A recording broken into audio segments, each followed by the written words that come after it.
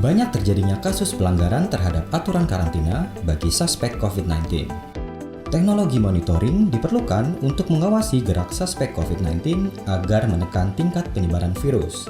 Sistem monitoring yang ditanamkan pada sebuah wearable device akan dipasangkan pada suspek COVID-19 di suatu wilayah karantina.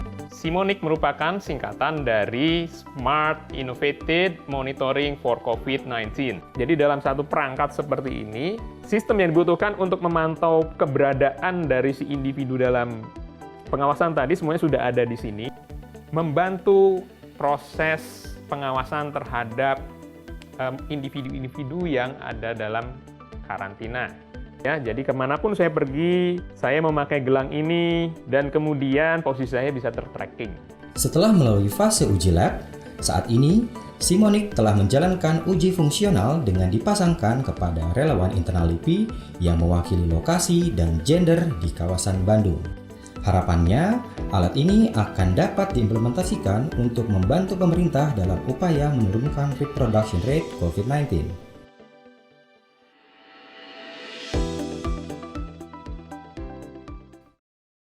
Lalu sejauh ini Pak Handoko sudah seperti apa kinerja dari LIPI sendiri untuk pengembangan vaksin itu? Jadi LIPI itu menjadi salah satu pihak utama yang terlibat dan dilibatkan di konsorsium riset COVID-19 nasional. Kemudian juga oleh BNPB banyak dimintain bantuan gitu ya.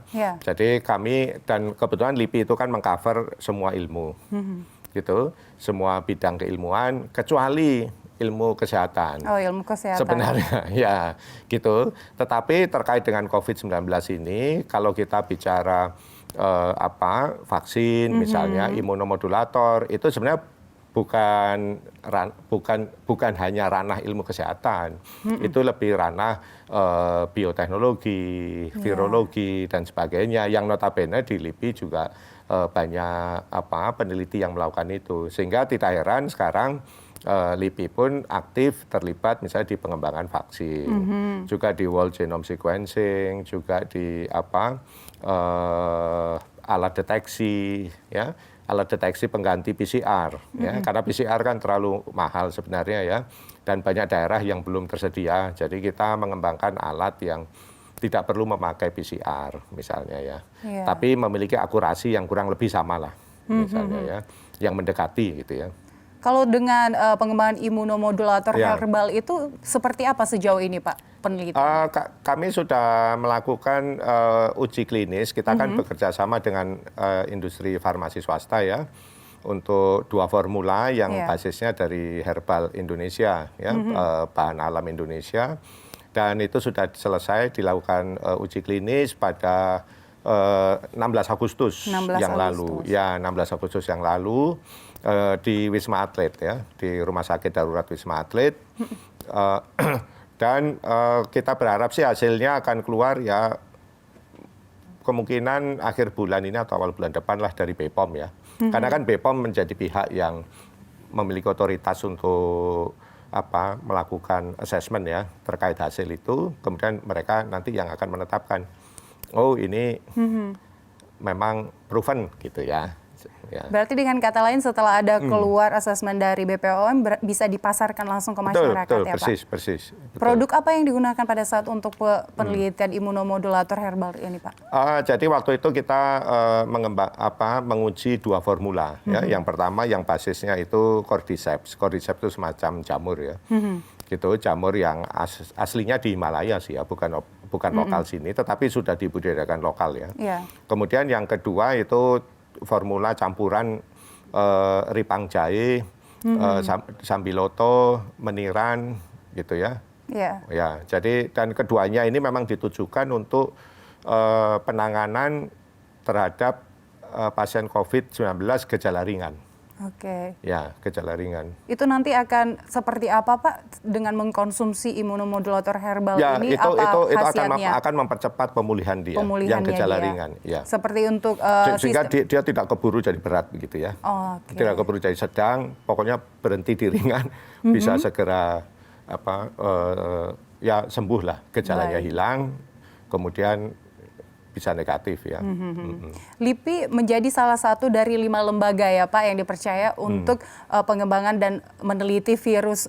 Maksud saya adalah vaksin ini. Vaksin merah Nah putih, sejauh ini untuk penelitian tersebut dengan lembaga-lembaga lainnya komunikasinya apakah lancar Pak atau ada menghadapi kendala? Ya, jadi jadi kita bekerja sama dengan berbagai pihak ya. Di situ ada Eijkman, ada UNER, ada UI, ya kan, ada Unpad dan sebagainya, gitu, untuk mengembangkan vaksin merah putih. Nah, masing-masing itu mengembangkan memakai metode yang berbeda, gitu, karena pendekatan pembuatan vaksin itu macam-macam, gitu. Jadi ada vaksin yang berasal dari virus yang dilemahkan, ya kan, virus utuh ya, virus utuhnya dilemahkan.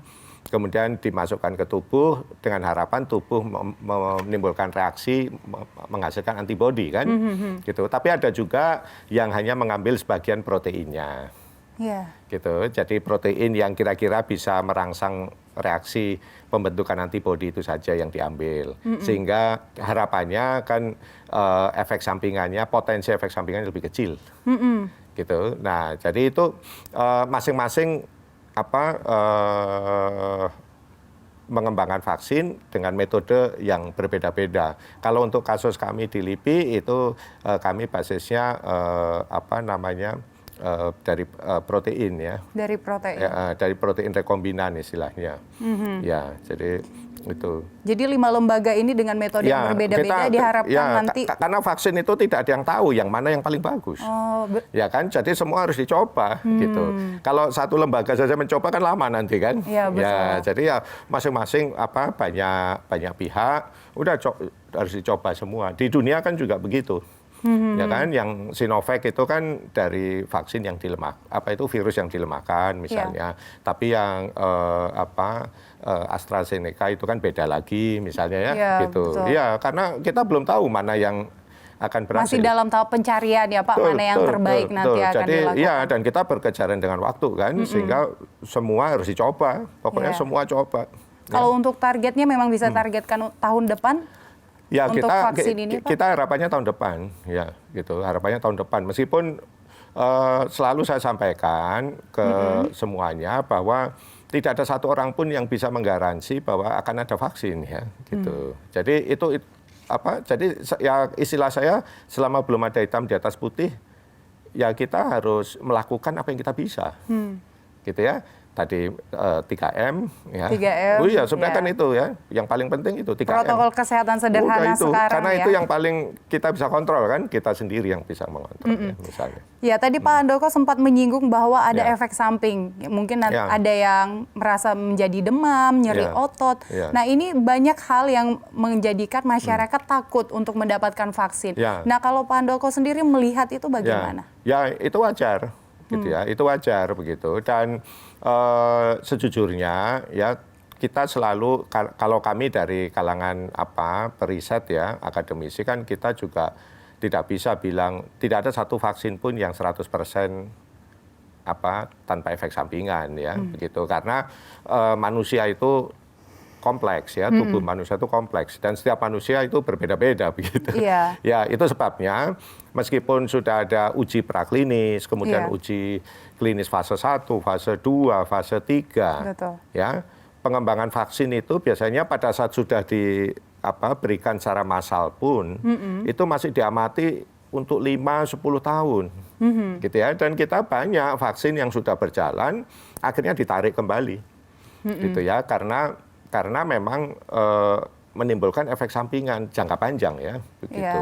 Jadi tentu aspek itu ada, begitu ya. Tetapi ya kita tidak bisa pungkiri untuk kasus COVID ini kita perlu itu juga, begitu ya. Jadi ini memang ya kita harus menyadari ya kan, ya semua obat itu ada efek sampingannya loh ya. Tidak bisa 100% bahwa obat itu flu tidak pun ada tanpa efek samping ya Pak. Karena berbeda-beda juga. Karena setiap tubuh menerima ada orang itu, yang sangat alergik misalnya, ya kan, dia punya